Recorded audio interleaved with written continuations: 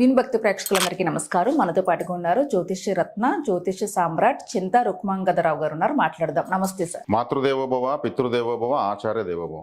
Sir, జనరల్గా మనుషులు అందరము ఏదో ఒక రోజు చనిపోతాం అనేది అందరికీ తెలుసు. అది యాక్సెప్ట్ చేసేసే బ్రతుకుతున్నాము. సో ఎంత పెద్ద పెద్ద వాళ్ళన్నా, కోటీశ్వర్లన్నా, పేదవాళ్ళన్నా, ఎవరన్నా ఏదో ఒక రోజు మనం ఈ భూమి మీద ఉండడం అనేది ప్రతి ఒక్కరికి తెలుసు. యాక్సెప్ట్ చేసే బ్రతుకుతున్నాము. అయితే మరణాన్ని కూడా జయించే శక్తి ఈ ప్రకృతిలో ఉందా? మానవుడు మరణాన్ని నుంచి తప్పించుకోవచ్చా, జయించవచ్చా? తంత్ర జ్యోతిష్యంలో ఏమన్నా పరిహారం చెప్తారా? ఏం చెప్తారు అసలు మీరు దీనికి? మంచి ప్రశ్న అడిగారు. ఇది చాలా పెద్ద ప్రశ్న, చాలా అవసరమైన ప్రశ్నే. మరణాన్ని జయించవచ్చా? జయించిన వాళ్ళు ఉన్నారు, చాలా తక్కువ. కానీ ప్రతి ఒక్కరూ జయించవచ్చు. ప్రతి ఒక్కరూ జయించవచ్చు. కానీ దానికి తగినటువంటి విధి విధానాలతో బతకాలి. అసలు మరణమే లేదని శ్రీకృష్ణుల వారు భగవద్గీతలో చెప్పారు. మరణమే లేదని చెప్పాడు ఆయన. లేని మరణాన్ని మళ్ళీ జయించడం ఏంది? అసలు మరణమే లేదు. మరి మరణం లేనప్పుడు దాన్ని జయించేదే ఉంది. అంటే శరీరానికి మరణం లేదంటున్నారా మీరు? మనసుగా కన్ఫ్యూజ్ అవుతున్నారు కదా. అంటే ఇక్కడ దీన్ని కొంచెం సీరియస్గా డిస్కషన్ చేయాలి విషయం ఇది. మార్కండేయుల వారు మృత్యుంజయులు. ఆయన తనను యమధర్మరాజు తీసుకెళ్ళిపోతాడని తెలిసి పరమేశ్వరుని గట్టిగా పట్టుకున్నాడు. ఆయన ఏం చేశాడు?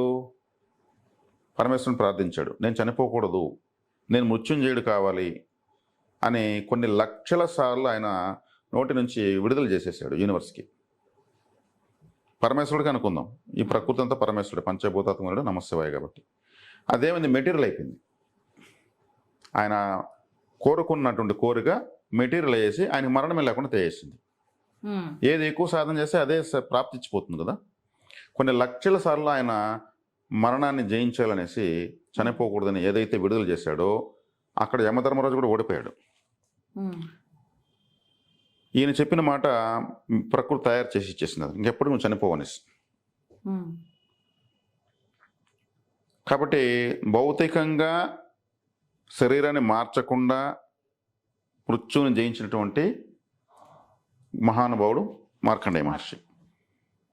ఇప్పుడు శ్రీకృష్ణుల వారు భగవద్గీతలో ఒక మాట చెప్పారు, ఆత్మకు చావు లేదు, ఆత్మను నీరు తడపజాలదు, శస్త్రములు ఛేదింపజాలవు, అగ్ని దహింపజాలదు, వాయువు ఆర్పివేయను సముద్రం కాదు, శస్త్రములు ఛేదించలేవు. శరీరము మాత్రమే మారుతుంది. ఈ ప్రాణము అనేది ఇంకొక శరీరం తీసుకుంటుంది. అప్పుడేమవుతుంది, సిమ్ కార్డ్ తీసి ఇంకో ఫోన్లో వేస్తే ఇదే నెంబర్ అక్కడ పనిచేస్తుంది కదా. 100 ఫోన్లు మారిస్తే సేమ్ నెంబర్ మాత్రం అదే నెంబర్ పనిచేస్తుంది కదా. సిమ్ అంటే ఫోన్ అనేది ఒక బాడీ మాత్రమే, ఒక రెంట్ హౌస్ మాత్రమే. ఇక్కడ మరణం దేనికి? ఈ బాడీకి మాత్రమే. అది ఆ బాడీ ఎక్స్పైర్ అవుతుంది అంతే. ప్రాణం అనేది ఇంకొక శరీరాన్ని తీసుకునేస్తుంది వెంటనే, అది ఎప్పటికీ చనిపోదు. సోల్. ఈ క్లారిటీ వచ్చిన తర్వాత చావు గురించి ఎవరు భయపడరు. అరే ఇప్పుడు రేపు చనిపోతామని ఈరోజు తెలిసిపోతే గుత్తొంకాయ కూర తినచ్చు, హ్యాపీగా డ్యాన్స్ చేయొచ్చు. అంటే ఇంకో బాడీలోకి వెళ్తున్నాం, కొత్త బాడీలోకి వెళ్తున్నాము, కొత్త ఫ్యామిలీలోకి వెళ్తున్నాము, కొత్త స్కూల్కి వెళ్ళబోతాం. చాలా తెలివిగా మనం ఈ బాడీ ప్రాణం ఈ శరీరాన్ని వదిలేటప్పుడు ఎంత తెలివిగా వదిలేస్తే దూరంగా వెళ్తాము, అంతే తెలివిగా అక్కడ మళ్ళీ ఎంటర్ అవ్వచ్చు. అంత్యకాలం ముందు ఇలాంటి ఏదో మూవీ చూసాను సార్ నేను, సేమ్ ప్రాణం వేరే బాడీలోకి తీసుకెళ్ళడం, సైన్స్ పరంగా. కాబట్టి అంత్యకాలం ముందు ఎవరు నన్నే స్మరిస్తారో వారు నన్నే చేరతారని శ్రీకృష్ణ వారు చెప్పారు. నన్నే అంటే అర్థం ఏంటంటే వాళ్ళు ఏది స్మరిస్తారో అది. అంత్యకాలం ముందు కొంతమంది, ఒక అమ్మాయి పుడితే ఆ అమ్మాయి వాళ్ళ అమ్మాయి ఉంటుంది, మా అమ్మాయి నా కడుపులో పుట్టింది, మా అమ్మకు ఇక్కడ మచ్చ ఉంది, నా కూతురు కూడా అక్కడే ఉంది, మా అమ్మ ఎలా నడుస్తుందో నా కూతురు అలాగే నడుస్తూ ఉంది, మా అమ్మ పేరు పెట్టి పిలిస్తే నవ్వుతూ పరిగెత్తుకొని వస్తూ ఉంది. అప్పుడు తల్లే కూతురుగా పుట్టి కూతుర్ని అమ్మ అని పిలుస్తాం. అంతే కదా. అవును. 'ఆమె' అంత్యకాలం ముందు ఏం స్మరించింది? 'మా అమ్మ నా కడుపులో పుట్టింది, మా అమ్మ ఎలా నడుస్తుందో నా కూతురు కూడా అక్కడే ఉంది, మా అమ్మ పేరు పెట్టి పిలిస్తే నవ్వుతూ పరిగెత్తుకొని వస్తూ ఉంది. అప్పుడు తల్లి ఎలా కూతురుగా పుట్టి కూతుర్ని అమ్మ అని పిలుస్తాం. అంతే కదా. ఆమె అంత్యకాలం ముందు ఏం స్మరించింది? అయ్యో నా కూతురు వదిలేసి వెళ్ళిపోతున్నాను, నా కూతురు వదిలేసి వెళ్ళిపోతున్నాను, నా కూతురు దగ్గర అనుకుంటుంది. ఆమె ప్రకృతి ఏం చేసి తిరుక్కుని ఆమె కూతురు దగ్గరికి జన్మ వచ్చేస్తుంది. ఎక్కడికి పోలేదు ఆమె, మళ్ళీ వెతుక్కుంటే ఇంకో బాడీ తీసుకుని వచ్చేసింది, అక్కడికి వచ్చేసింది. ఇక్కడ వాస్తవంగా చనిపోయేదే లేదు, శరీరాలు మారుతున్నాయి. ఈ శరీరం పైన వ్యామోహంతో మనం భయపడిపోయి బెంబేలెత్తిపోతున్నాం. నేను చావకూడదు అనుకుంటున్నాం. పుట్టడానికి ఎంత అర్హత ఉందో చనిపోవడానికి అంతే ధర్మంగా అర్హత ఉంది. ఈ సైకిల్ జరిగితేనే మనకి ఇంకొక జన్మ, ఇంకొక ఫ్యామిలీ, ఇంకొంత అప్డేట్ అవ్వడానికి. కానీ ఎలా బతకాలి? బతికిన వాళ్ళు ఇంతకన్నా గొప్ప జన్మ రావాలని బతకాలి. ఇంకా రాబోయే జన్మ ఇంకా గొప్పగా రావాలంటే ఏం చేయాలి? బాగా చదివిన అబ్బాయి ర్యాంక్ స్టూడెంట్ కాబట్టి తనకి ఇష్టమైన కాలేజీలో సీట్ ఇస్తారు. అట్లా ఇంకా గొప్పగా అంటే ఇంకా గొప్ప ఫ్యామిలీలో మనకు గొప్ప సౌకర్యం ఉన్నటువంటి కుటుంబంలో జన్మ వస్తుంది. బై బర్త్ టేబుల్ స్పూన్తో పాలు తాగిపించేటువంటి ఫ్యామిలీలో పుట్టచ్చు. భయం అనేదే శత్రువు. భయపడకూడదు, అవసరం ఏముంది? అంత అవకాశం మనం ఎందుకు ఇవ్వాలి భయానికి? మరణ భయం అనేది అదొక మానసిక దరిద్రం అంట. నేను హ్యాపీగా ఈ అప్డేషన్ అవుతూ ఉంటే చాలా హ్యాపీగా చనిపోవచ్చు. అరే ఎప్పటికైనా ఎవరో చనిపోవాల్సిందే. బతికిన రోజులు నిజాయితీగా బతుకుదాము, ధర్మంగా బతుకుదాము, అర్థవంతంగా బతుకుదాము, 10 మందికి అనుకూలంగా బతుకుదాము. ఇలా ఆలోచనలతో పోతా ఉంటే ఈ జన్మెత్తినందుకు సార్థకతగా హ్యాపీగా ఫీల్ అవుతాం. ఇప్పుడు ఒక తల్లి చనిపోతూ ఉంటుంది, చుట్టూ అందరూ ఏడుస్తుంటారు. ఆమెకు 85 సంవత్సరాలు ఉంటుంది. డాక్టర్లని అడుగుతూ ఉంటారు, ఇన్ని కోట్లైనా ఖర్చు మా అమ్మను బతికించమని. వాళ్ళు అభిమానంతో చేస్తున్నారు ఆమెను బతికించమని. ఆమె ఆ కృషించిన శరీరంలో అందరిలాగా బతకలేక, తిరగలేక, తినలేక ఎందుకు ఉండాలి? ఆ శరీరాన్ని వదిలేస్తే కొత్త శరీరం వస్తే హాయిగా ఉంటుంది కదా. చెయ్యి లేయలేక, కాళ్ళు లేయలేక, సరిగ్గా చూపు కనిపించకుండా వణుకుతూ అది ఉంటే వీళ్ళకి సంతోషమా? అలా ఉంటే వీళ్ళకి సంతోషమా? దానికి 1 కోటి రూపాయలు ఖర్చు పెడతారా? ఆమె బాధ్యతలు తీరిపోయాయి ఇంకొక జన్మకు. కానీ ప్రాక్టికల్గా అలా ఎవరు ఆలోచించలేరు కదా. అందుకే చెప్తున్నా, ఆ అప్డేషన్ ఇస్తున్నాం. ఆమె ఆ సమయంలో ఆ శరీరాన్ని వదలడమే ధర్మం. అమ్మ నువ్వు ప్రశాంతంగా ఈ శరీరాన్ని వదిలేసి అద్భుతమైనటువంటి ఒక జన్మ నీకు రావాలని మేమంతా కోరుకుంటున్నాం అని ప్రేయర్ చేసి సంతోషంగా ఆమెకు వీడ్కోలు పలికి ఎలా ఉంటుంది? వీడ్కోలు. డాక్టర్లకి ఎందుకు 1 కోటి రూపాయలు ఇస్తారు? వాళ్ళు ఏమన్నా ఆమెని 16 ఏళ్ళ అమ్మాయిగా మార్చగలరా? ఎన్ని కోట్లు ఇచ్చినా? ఆమెకు ఆ శరీరాన్ని వదలాల్సిన సమయం ఆసన్నమైంది. ఇది జ్ఞానము అంటారు దీన్ని. అర్థమైంది కదా. కాబట్టి ఇక్కడ మరణం లేని మీరు అంటా నేను ఎవరినైనా సరే ఉన్నంతలో మనము జ్ఞానాన్నే ఎక్కువ సంపాదించాలి. డబ్బులు ఇచ్చి కొనలేం జ్ఞానాన్ని. ఇది విజ్ఞతతో, సభ్యతతో, పరిపక్వతతో సాధించుకోవాలన్నటువంటి ఒక ప్రక్రియ. చనిపోతూ కూడా ఒక పుస్తకం చదువుతూ చనిపోవాలి, నేర్చుకుంటూనే ఉండాలి. కొంతమంది మోక్షానికి నాకు మోక్షం వస్తే చాలు అంటారు. మోక్షం వస్తే మంచిదేనా? చెప్పండి, మిమ్మల్ని అడుగుతున్నా. మళ్ళీ జన్మ ఉంటుంది, అది మంచిదేనా? ఎందుకు మంచిది కాదు? మళ్ళీ సోల్ మన సోల్ ఉంటుంది కదా. ఇంకా అది సోల్ ఉండకపోతే మంచిదేనా చెడ్డదని అడుగుతున్నా.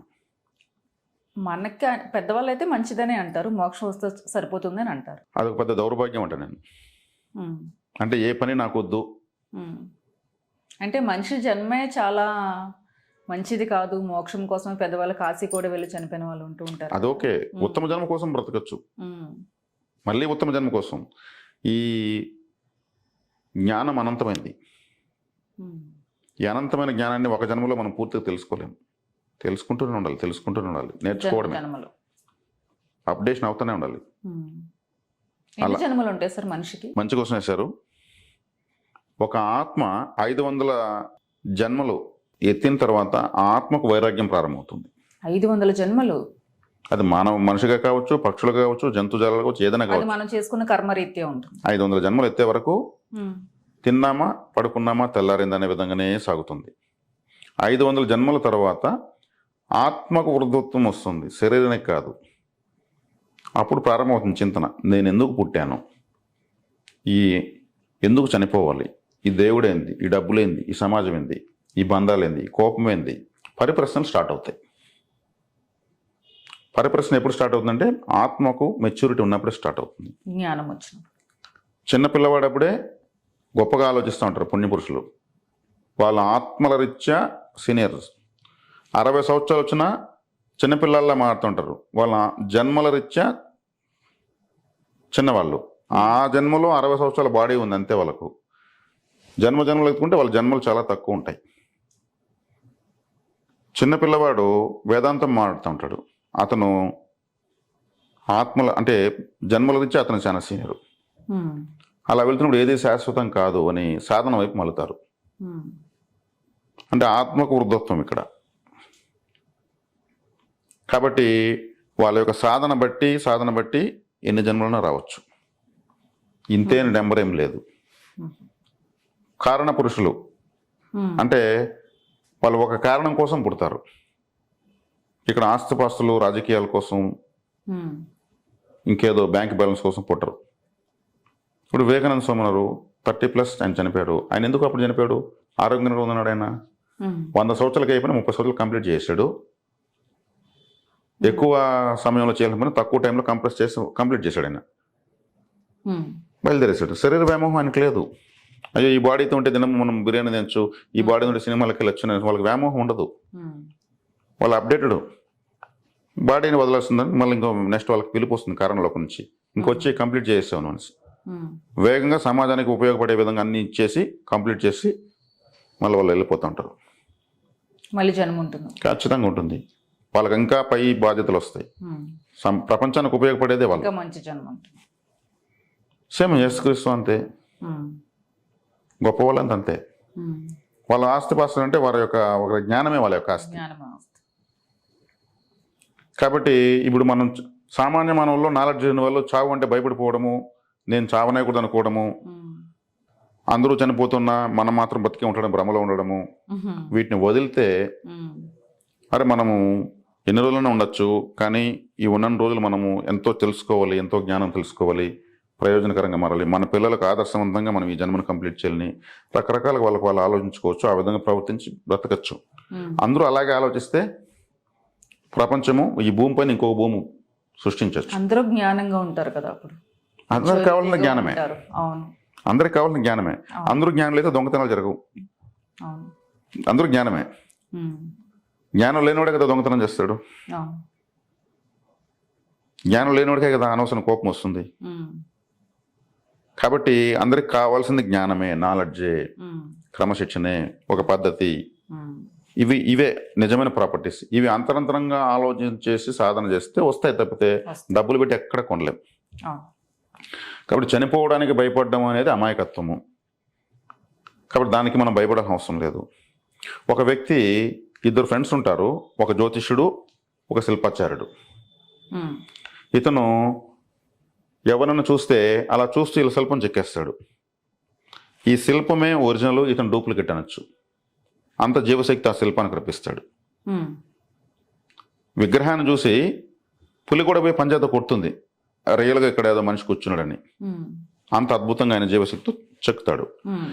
వాళ్ళ ఫ్రెండ్ జ్యోతిష్యుడు ఇలా జాతకం తీసుకోగానే ఏం కావాలంటే అది చెప్పేస్తాడు, భూత భవిష్యత్తు వర్తమానాలు చెప్పేస్తాడు. 2 ఫ్రెండ్స్.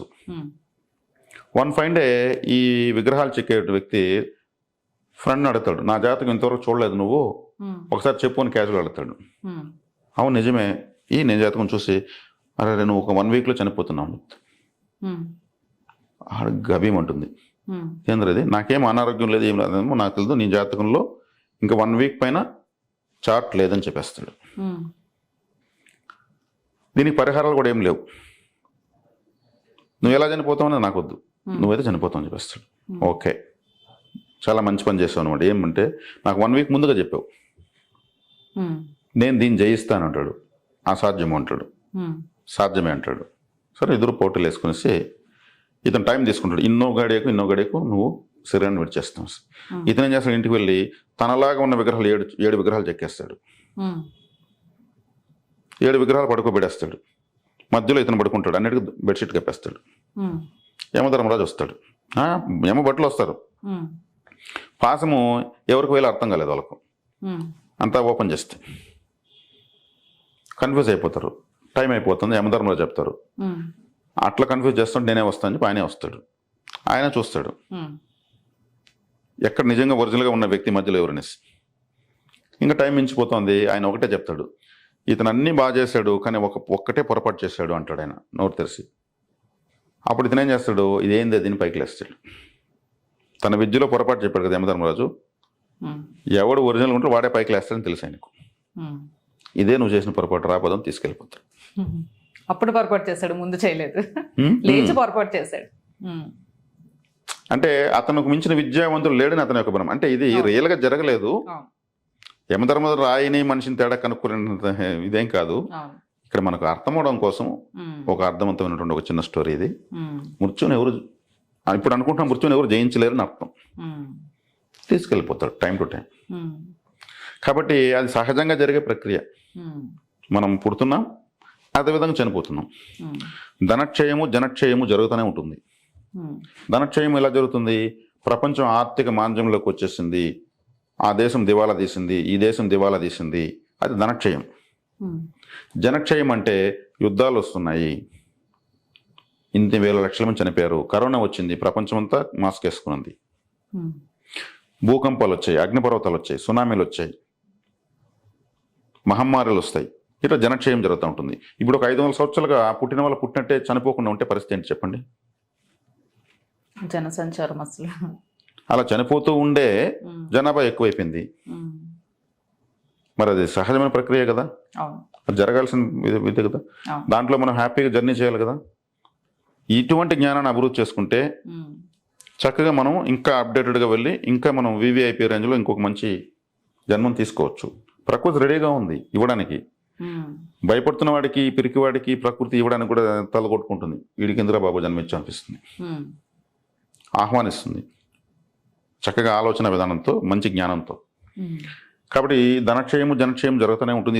ఇది ఒక సైకిల్. ఇది ఉన్నవాళ్ళు ఉంటారు, లేని వాళ్ళు ఉంటారు, లేనివాడు ఉన్నవాడు అవుతాడు, ఉన్నవాడు లేనివాడు అవుతుంటాడు. ఇదే ధనక్షయం. కాబట్టి అందరూ విజ్ఞానవంతులు కావాలా. కాబట్టి యుద్ధాలే రాకూడదంటే అది ప్రకృతి నిర్ణయిస్తుంది. భూకంపాలే రావాలంటే అది ప్రకృతే నిర్ణయిస్తుంది. మనం దేనికి భయపడాల్సిన అవసరం లేదు. భయపడి మనం ఈ భయానికి బానిసై బతికే బతుకు అది బతుకు కాదు. ఇప్పుడు ఒక పులి ఉంటుంది, ఒక సింహం ఉంటుంది, ఒక పక్షి ఉంటుంది. జస్ట్ 4 పాయింట్సే: ఆకలి, నిద్ర, ఇంతకుమించి ఇంకో 2-3 పాయింట్లు ఉంటాయి దాని జీవితంలో. ఇంకేముండవు. జిఎస్టీ కట్టేది, సినిమాలకు వెళ్ళేది ఏముండదు. కానీ మనిషి ఎన్నో విషయాల సమ్మేళనం, అంతే కదా. మరి అంత ఆ జీవుల యొక్క స్థాయిలో మనం ఆలోచిస్తే ఎలా ఉంటుంది?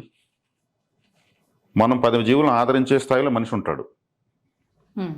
ఒక్కొక్క బిస్కెట్ ఇవ్వడమో, కోతుకు అరటి పండు ఇవ్వడమో, ఆవుకు గడ్డి పెట్టడమో, చీమలకు నూకలు ఇవ్వడం, పావురాలకు గింజలు ఇవ్వడము, ఇంకొన్ని జీవులను ఆదరించే స్థాయిలో మనిషి ఉండి ఇలా భయపడుతూ బతుకుతా ఉంటే ఇంకేముంది? అంటే మరణ సమానమైన ఆలోచనలు ఉండకూడదు, డెలీట్ చేయాలి. అలా ఆలోచన కలిగిన వాడు మృత్యుంజయుడే. మన శరీరాన్ని హాస్పిటల్కి, ఇంజక్షన్లకు, టాబ్లెట్లకు మనం దత్తత ఇచ్చేస్తున్నాం. తినక ముందు ఒక మాత్ర, తిన్న తర్వాత ఒక మాత్ర, అంటే ఒక మాత్ర, అనకపోతే ఒక మాత్ర. కాబట్టి రసాయనాలతో మన శరీరాన్ని మనము కాపాడుకుంటున్నాం అనుకుని ఇంకా ఆయుష్క్షీణం చేసుకుంటున్నాం. ఒక టాబ్లెట్ పనిచేయాలంటే 40 ఎంజైమ్స్ ఎక్స్పైర్ అయిపోవాలి బాడీలో. అట్లా ఎన్ని టాబ్లెట్లు వేస్తున్నాము, ఎన్ని ఎంజైమ్స్ మనకి ఎక్స్పైర్ అవుతున్నాయి? ఇంకా ఆయుష్ అనేది ఎట్లా పెరుగుతుంది? పెరగదు, ఎదుర్కోలేం. మానసిక స్థితి, ధైర్యాన్ని, జ్ఞానాన్ని ఎంతైనా సంపాదించవచ్చు, అన్లిమిటెడ్గా సంపాదించవచ్చు. కాబట్టి మరణ భయాన్ని మనము పెట్టుకోవాల్సిన అవసరం లేదు. అంత బానిసత్వము ఇంకొకటి లేదు, దానంత బానిసత్వం ఇంకొకటి లేదు. హ్యాపీగా ఈ జన్మను బాగా మంచి విజ్ఞానంతో ముగించుకొని ఇంకొక జన్మకు వెళ్ళచ్చు. ఇలా ఆలోచించమనే నేను చెప్తాను. Okay, right. నిజంగా అలా ఆలోచిస్తే ఉన్న జన్మని కూడా సద్వినియోగం చేసుకోవచ్చు, అద్భుతంగా జ్ఞానాన్ని పెంచుకుంటూ నెక్స్ట్ జన్మకి రెడీ అవ్వచ్చు చక్కగా. ఎలాంటి ప్రాబ్లమ్స్ కూడా ఉండవు కదా అలా ఆలోచిస్తే. నిజంగా జ్ఞానం పెరుగుతుంది. మనుషులకు సాధ్యం కాదేమో మీరు చెప్పింది అప్పుడంతా కూడా. ఇప్పుడు సాధువులు, స్వామీజీలు ఇవన్నీ వాళ్ళు చేసేదే కదా ఇప్పుడు మీరు చెప్పిందంతా. సో సో మనుషులకే సాధ్యం కాదు, కానీ మనుషులు కూడా అలా ఆలోచించాలంటున్నారు మీరు. వాళ్ళు వందల వేల సంవత్సరాలు తపస్సులు చేస్తారు. అవును, ఎటువంటి సాధనతో వస్తుంది వాళ్ళకి. ఎటువంటి రసాయనికమైనటువంటి గాలి కానీ నీళ్లు కానీ ఆహారం కానీ తీసుకోరు వాళ్ళు. రసాయనాలు లేనప్పుడు వాళ్ళ యొక్క ఆయు ప్రమాణం పెరుగుతుంది. ప్రకృతిని వాళ్ళు ఆహారంగా తీసుకుంటూ ఉంటారు. గాలిలో వచ్చేటువంటి శక్తిని వాళ్ళు ఆహారంగా స్వీకరించేస్తారు. గాలిలో అతీతమైనటువంటి శక్తి ఉంటుంది. పర్వత ప్రాంతాల్లో వనమూలికలతో కూడుకున్నటువంటి నీళ్ళు అక్కడ తాగుతూ ఉంటారు వాళ్ళు. ఒక మూలిక తింటే ఒక సంవత్సరంలో ఆకలి వేయదు, ఇంకో మూలిక తింటే ఇంకో సంవత్సరంలో చలి వేయదు, ఇంకో మూలిక తింటే మూలికాహారం తింటారు వాళ్ళు. ప్రకృతిలో చాలా ఉంది, కాకపోతే మనకు తెలిసింది ఇంతే. అది కూడా మనం సద్వినియోగం చేసుకోవట్లేదు. సో మీరు చెప్పేది ఏంటంటే ఇప్పుడు ప్రకృతిలో అన్నీ ఉన్నాయి, మనం తీసుకోవాలి, ధైర్యంగా ఉండాలి, దేనికి భయపడకూడదు. ఇసుక చక్కెర ఆడ వేస్తే చీమలు ఏమెత్తుకుంటాయి? చక్కెర. మనం ఏమెత్తుకుంటున్నాం? ఇసుకతో కలిపి ఎత్తుకుంటున్నాం. అంటే అజ్ఞానం జ్ఞానం మిక్స్ అయ్యేసి కన్ఫ్యూజన్గా ఉన్నాం అంతే. మనుషులకి అజ్ఞానం ఉందంటారు, కానీ వాళ్ళకి ఎవరికి వాళ్ళు పెంచుకుంటున్నారు. ఇంకొకరు స్వతహాగా కారణం కాదు. ఆలోచించగలిగితే అద్భుతంగా ఆలోచించవచ్చు. మనం ఏం ఆలోచిస్తున్నామని ఆలోచించుకుని కరెక్షన్ చేసుకుని ఆలోచిస్తే అద్భుతంగా ఆలోచించవచ్చు. మనం పెద్దగా ఆలోచించాలి, చిన్నగా ఆలోచిస్తున్నాము ఇంతవరకే ఉండిపోతుంది. పెద్దగా చిన్నగానే కదా, సూక్ష్మంగా ఆలోచించాలి. సూక్ష్మంలో మోక్షం ఉంది అంటారు కదా. కాబట్టి నా ఆలోచన కరెక్ట్గా లేదు, నా నిర్ణయమే రాంగ్ అంటూ ఉంటారు కొంతమంది. అంటే వాళ్ళు సరిగ్గా ఆలోచించలేదని కదా అర్థము. కాబట్టి ఆలోచనలోనే ఈ ప్రపంచం పుడుతూ ఉంది, ఆలోచనలోనే ఈ ప్రపంచం నశిస్తూ ఉంది. అదే భగవద్గీతలో భగవంతుడు చెప్పింది. సో ఆలోచన మెరుగ్గా ఉండాలి ఎప్పుడు మనకి, చాలా చక్కగా ఉండాలి. అదొకటి ఉంటే చాలు, దేన్నైనా జయించవచ్చు, ఏదైనా జయించవచ్చు. Okay, right. నమస్తే. ధన్యవాదాలు.